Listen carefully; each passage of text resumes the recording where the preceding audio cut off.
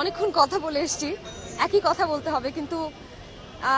নতুন যে বাংলাদেশ সেটা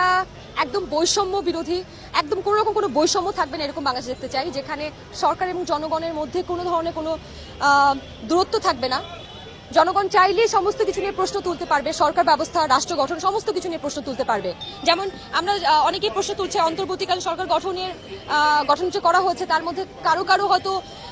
পূর্ববর্তী সরকারের সাথে একদম ভালো সম্পর্ক ছিল, তারা তাহলে প্রশ্নবিদ্ধ হয় নতুন সরকার কিভাবে তাহলে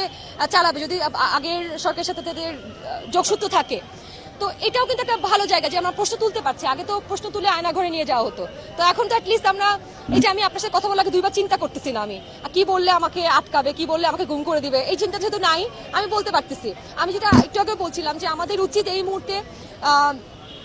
আমাদের যেহেতু অর্থের ঘাটতি আছে, সেই অর্থর উৎস কি হতে পারে, আমাদের বড় বড় যে ব্যবসা